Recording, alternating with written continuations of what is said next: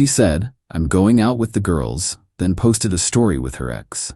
I replied to her story, "Looks fun." Then I packed a single duffel bag and left it by the door.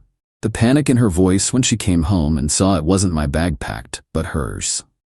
I, 28 male, have been living with Tessa, 26, for 2 years, dating for 3. Last Friday changed everything. She was getting ready, doing that thing where she tries on 4 different outfits while asking my opinion, but not actually listening to it. Standard Friday night ritual. "Going to Mia's?" I asked, half watching the game. "Yeah, girls' night. Probably just wine and gossip. You know how it is." I did know. Every other Friday, same routine. Mia's apartment, her college friends back by midnight-ish. Cool with me. I'd order pizza and game with the boys online. "Have fun. Text me if you need a ride." She kissed my cheek. "You're the best. Don't wait up." 20 minutes after she left, I was settling in with my pizza when my buddy Derek messaged me. "Yo, your girl's at Republique." Republique was a rooftop bar downtown. Definitely not Mia's apartment. "You sure?" He sent a screenshot. Tessa's Instagram story from 2 minutes ago. Her with a drink, location tag, Republique. Caption, "Sometimes you need a night out." Okay, plans change. Maybe they decided to go out instead. No big deal, I kept gaming. An hour later, another message from Derek. "Bro." Another screenshot. New story. Tessa laughing, someone's arm around her shoulders. Male arm. Familiar watch on the wrist. My stomach dropped. I knew that watch. Bought it myself 3 years ago. For her ex, Nolan, when we were all friends. Before he tried to break us up. Before she swore she'd blocked him everywhere. The next story confirmed it. Video of the group, Tessa and Nolan, and 2 other people I didn't recognize. No Mia, no college friends. His hand on her lower back as they laughed at something off camera. I stared at my phone for a solid minute. Then I did something that surprised even me. I replied to her story. "Looks fun." 3 dots appeared immediately, then disappeared, then appeared again. Finally, "OMG babe, plans changed last minute. Ran into some people." Some people, not Nolan, just some people. "No worries," I replied. "Enjoy your night." Then I put my phone down and made a decision. I didn't yell, didn't call her out, didn't demand she come home. Instead, I went to our bedroom and pulled out her purple duffel bag. The one she used for gym stuff. I packed it carefully. 3 days worth of clothes, toiletries, phone charger, the essentials. Nothing more, nothing less. Placed it right by the front door where she couldn't miss it. Then I sat back down and finished my game. Update 1. She came home at 2:17 a.m. I know because I was awake, sitting in the dark living room with a beer. The door opened, giggling. She was drunk, not wasted, but definitely tipsy. "Babe, you still up?" The hall light clicked on. Silence. I knew she saw the bag. What is this?" I turned on the lamp beside me. "Your stuff." She stood there, swaying slightly, staring at the duffel bag like it might bite her. What? "You need somewhere to stay tonight. I packed you some essentials." Are you kicking me out?" Her voice jumped an octave.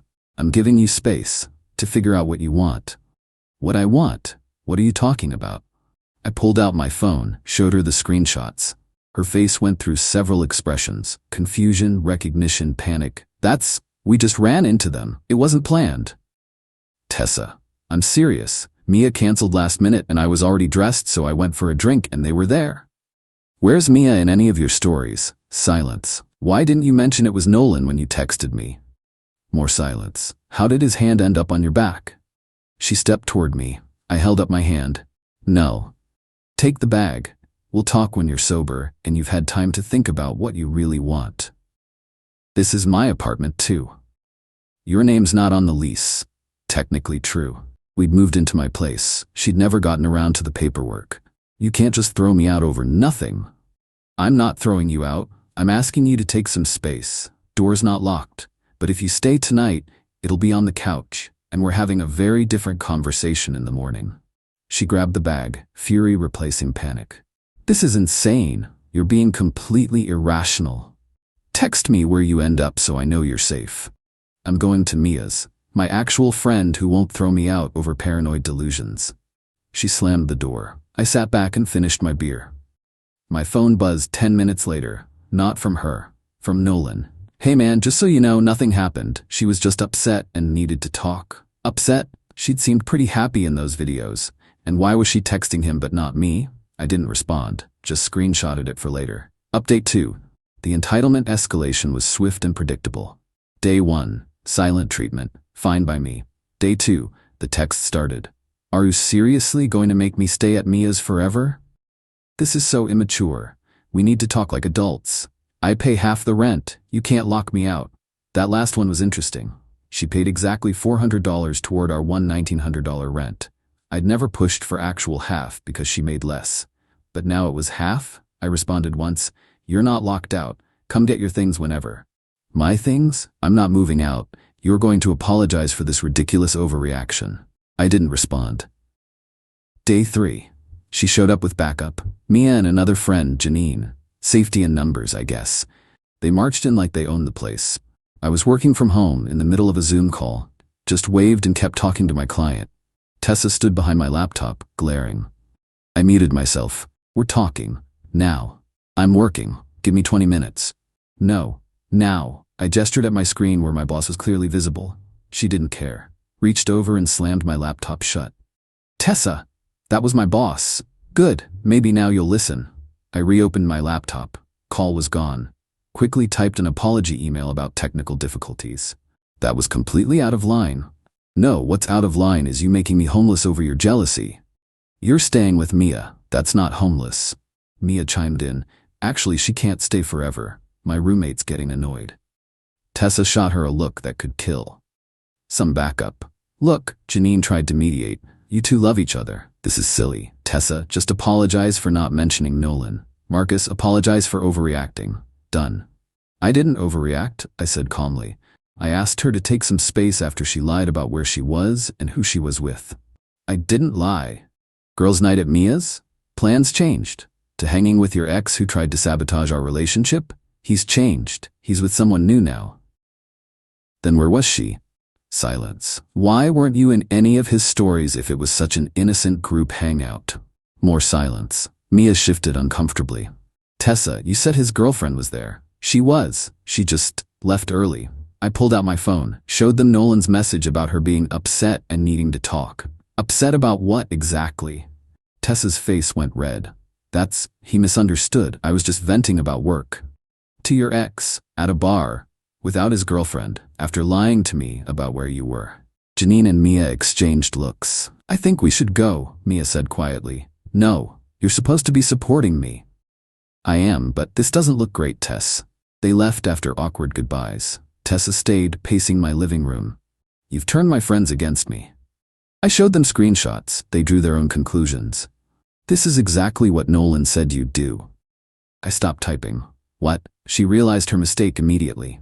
Nothing. I just meant, you've been talking to Nolan about our relationship? No, just Friday night. He asked how things were and I mentioned we'd been fighting about money and we haven't been fighting about money.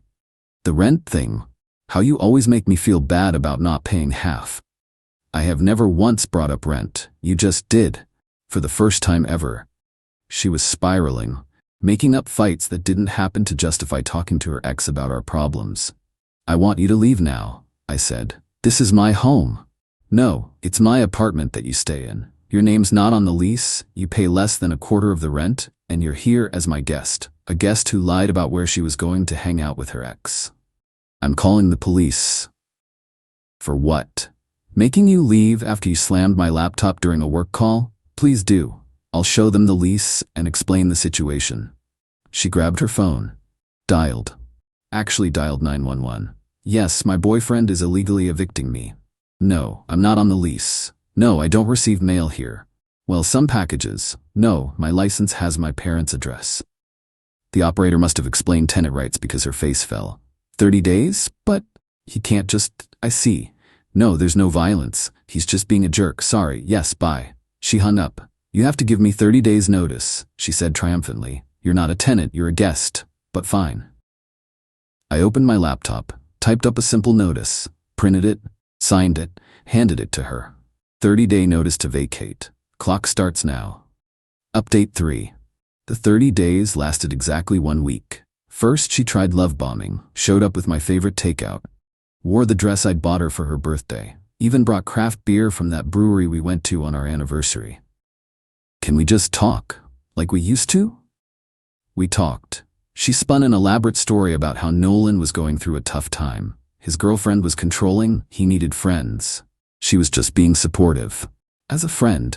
Why not tell me? Because I knew you'd react like this. React like what? Asking questions? Being jealous and controlling? Tessa, I didn't forbid you from seeing him. I asked why you lied. I didn't lie, I just didn't mention it. Round and round, she genuinely didn't see the issue. Then I asked the million-dollar question. Would you be okay if I went to a bar with my ex and didn't tell you? That's different. How? Because it just is. When love bombing failed, she tried a different approach, started moving things back in.